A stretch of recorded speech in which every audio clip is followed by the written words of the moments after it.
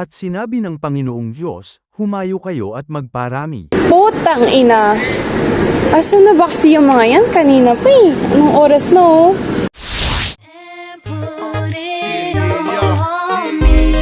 Put it on you, girl. I'ma put it on you, girl. Got to do with it, baby.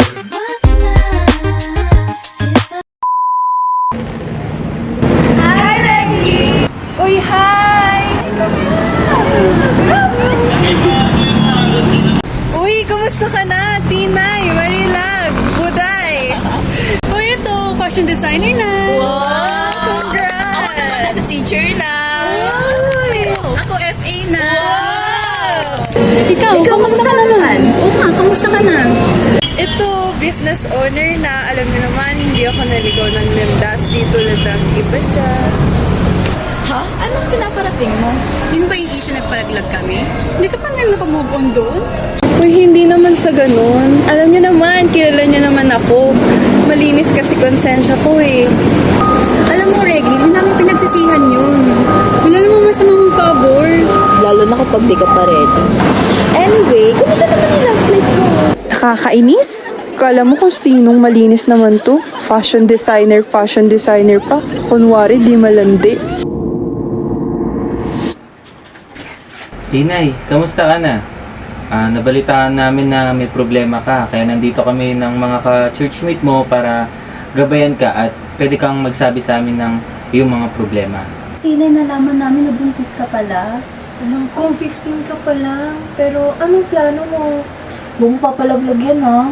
Tinay, alam kong mahirap na sitwasyon yan, pero hindi sagot ang ipalaglag mo yung anak mo dahil inosente yung bata na yan. Uy! Pastor! Hello po! Nandito po pala kayo. Ba't po kayo napadalaw? Ano pong meron? So mami, nandito po kasi kami para gabayan si Tinay para ituro sa kanya yung mga dapat niyang gawin ngayon sa kanyang sitwasyon na kailangan lumapit lang siya sa Panginoon. Wait. So, ibig sabihin po ba'y pinipigilan niyo siyang magpa-abort? Yes po. Alam ko na yan. Ina-expect ko na talaga na possible nga pumunta kayo dito. Pero, sorry Pastor, kasi buo na yung desisyon ko na ipapalaglag namin yung anak ni Tinay. Alam nyo naman, sobrang bata pa yan. Nagkamali siya ng ganun. So, hindi pa yan handa maging nanay.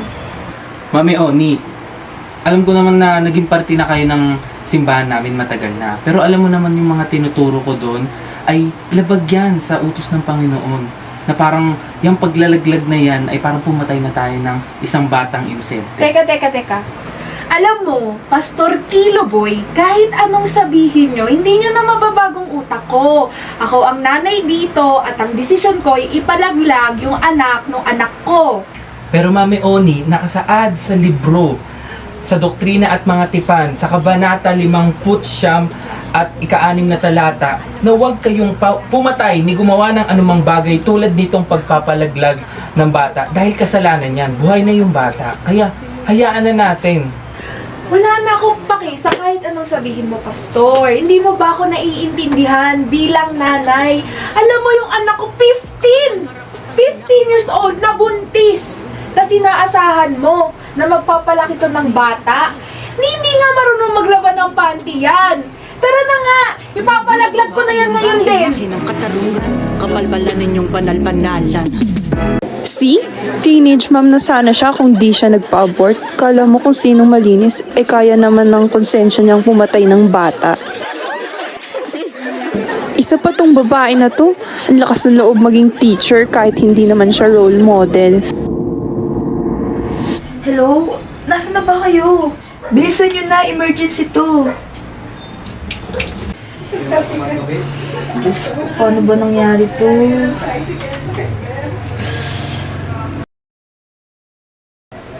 Buday! Anong nangyari? Anong gagawin ko? Hindi pwede ito. Ano man nangyari sa'yo? So ano na? Ano mangyari? Kasi...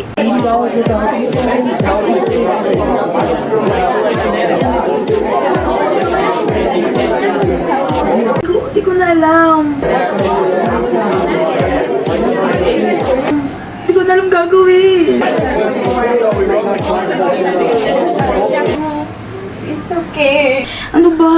dapat kong gawin? Magpakamatay na lang kaya ako.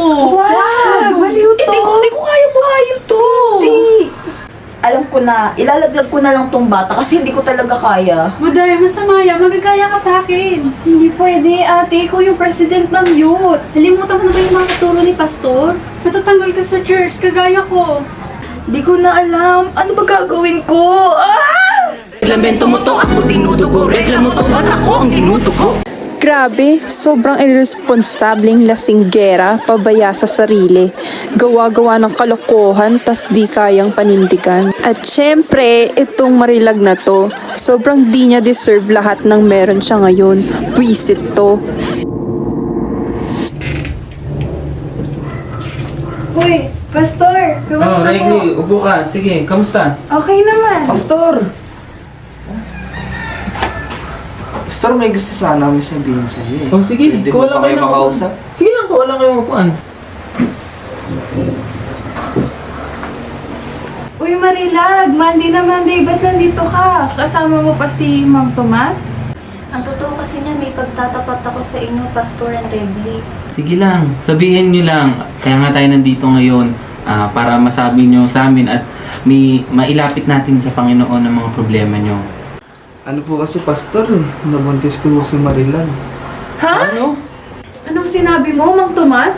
Iba pamilyadong tao ka na? Ay, malaking problema talaga yan. At alam mo naman, Mang Tomas, na pamilyado at may mga anak ka na. At alam nyo na nasa Biblia na bawal ang makikiapid. Anong gagawin nyo ngayon? Ang plano po namin, Pastor, sa palaglag na tong batang to. Hindi ko rin kahit yung asawa ko si Valerie eh. Ay nako, yan na naman tayo sa abortion na yan. Alam niyo namang malaking kasalanan yan sa Panginoon. Marilag, alam mo naman, dalawa na lang tayong natitira. Kagaya ka pa ba sa kanila, sa ibang nating kaibigan? Regly, hindi ko talaga kaya maging kabit. Hindi ko pinangarap maging pangalawa, maging mistress, maging kirida. Hindi lang yun yung problema, Marilag. Yung bata, walang kasalanan yan. Marilag, simula pagkabata mo hanggang ngayon, dito ka na sa church nag-serve. At lagi kong itinuturo sa inyo na masama ang pagpapalaglag dahil parang pumatay na kayo ng tao nun. Hindi nyo man lang pinaranas sa bata na makita ang kinabukasan pag ginawa nyo yun. Alam kong nagkamali kayo, pero wag nyo nang dagdagan pa na papatayin nyo ang bata para lang sa sarili nyong kagustuhan na para linisin yung pangalan nyo. Oo nga, walang kamuang-muang yung bata, huwag nyo na idamay. Ano kasi, Pastor eh, nagpasama lang ho talaga si Marilag dito para formal na magpaalam sa inyo. Opo, kasi buo na rin po yung desisyon namin na magpalaglag. Ayoko rin namang makasira ng pamilya. Binubulag babae ang bang imahe ng katarungan. Sobrang baba ng tingin sa sarili, 'di ba? Ang tapang maging kabit, pero nung nabuntis, pinalaglag yung sariling anak. Ikaw kamusta ka naman? Oo nga, kamusta ka na? Regli? Buti pa ako, malinis ang konsensya, walang pinagsisihan, at maayos ang kinabukasan. Mula bata pa lang kaming apat, ako na talaga ang pinakamabait. Imbis na lumande, ginugugol ko ang oras ko sa paglilingkod sa Diyos. At kung sakali mang mabuntis din ako, hindi ko ipapalaglag ang anak ko. Dahil alam kong gagabayan ako ni Lord palagi sa kahit anong sitwasyon. Kaya nga ito na ako ngayon eh. Natupad ko ang lahat ng pangarap ko nang walang pinagsisisihan. Yun sana ang nangyari sa akin. Akala ko ganun ang future ko. Nanindigan ako sa paniniwala ko. Sa aming apat, ako na lang nga ang natirang active sa church eh. Kaya ba't nagkaganto ang buhay ko? Bakit sa aming apat, ako lang ang di nakatupad sa pangarap ko? Eh ako nga tong di nagpalaglag kasi kasalanan yun eh. Regli! Oo, okay lang naman. Oh, may baby na. Uy, kumusta na?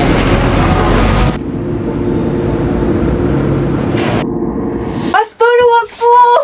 Huwag kang gagalaw dyan! Huwag kang gagalaw! Huwag kang maingay dyan! Ayoko! Galaw dyan! Huwag kang magulo dyan, sinasabi ko sa'yo. Manimik ka dyan! Pastor, ayoko! Tang ina. Everyday therapist, mother made nymph, then a virgin nurse, then a servant, just an appendage. God,